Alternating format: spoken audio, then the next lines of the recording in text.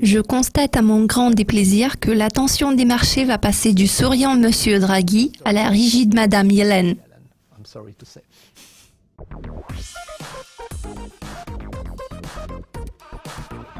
Patricio, parlons des 4 principaux responsables qui tiennent les rênes des banques centrales. Certaines décisions qu'ils ont prises se sont répercutées sur les devises respectives. Pourriez-vous nous éclairer sur ce sujet? Oui, bien sûr. Ces quelques dernières semaines ont été riches en événements. Il y a eu beaucoup de développements, ce qui ressemblait vraiment à une série télévisée. La situation sur les marchés a été très dynamique. Cela a commencé il y a 3 semaines par la décision surprenante de la Banque du Japon d'introduire des taux d'intérêt négatifs. Cela était censé pousser le yen japonais vers le bas, ce qui devait jouer en faveur des investisseurs et des marchés. Pourtant, cette mesure a produit l'effet inverse. La réaction des marchés a été fortement négative. Cette décision s'est révélée néfaste. Puis, nous avons vu Madame Yellen adopter une position rigide, voire belliciste, en soulignant l'agitation des marchés. Elle a fait noter que la Fed resterait fidèle à son plan initial visant à normaliser les taux.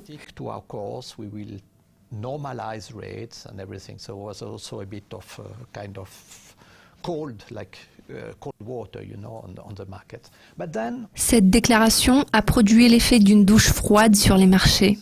Après cela, nous avons observé une réaction positive des marchés à la déclaration de la Banque populaire de Chine sur le maintien du renminbi à un niveau stable. Cette nouvelle a été bien accueillie. En ce qui concerne M. Draghi, il se comporte parfois comme un magicien avec une baguette magique. Il trouve toujours de nouvelles astuces pour remédier aux problèmes.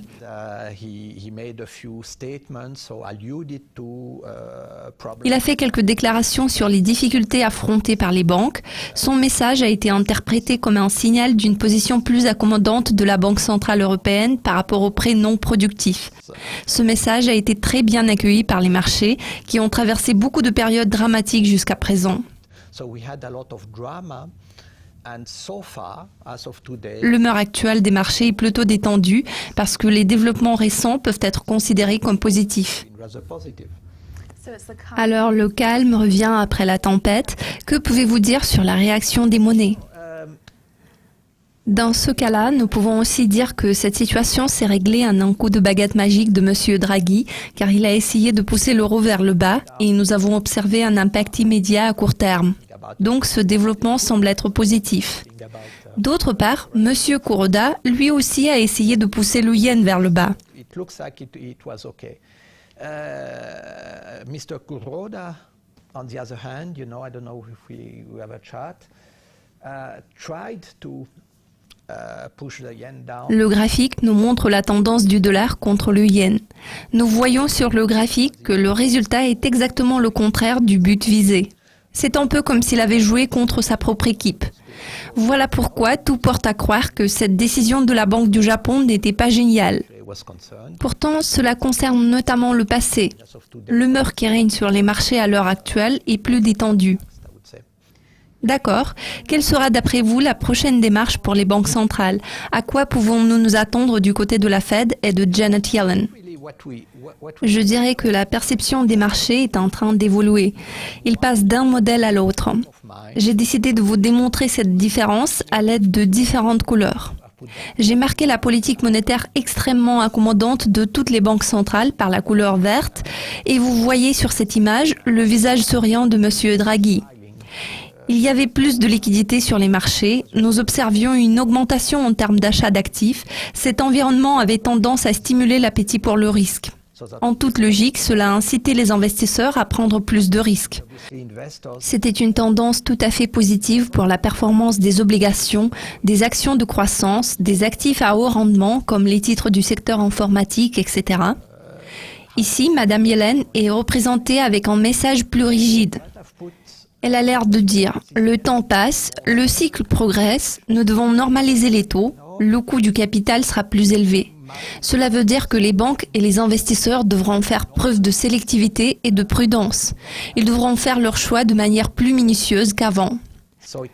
Maintenant, il est important de chercher des actifs moins chers, ceux qui semblent être sous-évalués ou ceux qui subissent une certaine pression en ce moment.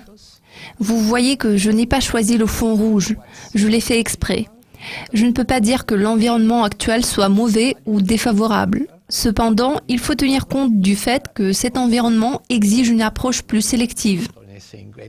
It's not a bad environment, but it's probably a more discriminating environment, and that's also. Cela est dû à l'approche de Madame Yellen et au taux d'intérêt américain qui oblige les investisseurs à être plus sélectifs et à faire un choix plus réfléchi en termes de leur placement. Pourtant, cette attitude pourrait inciter les investisseurs à faire des placements à court terme ou à très court terme.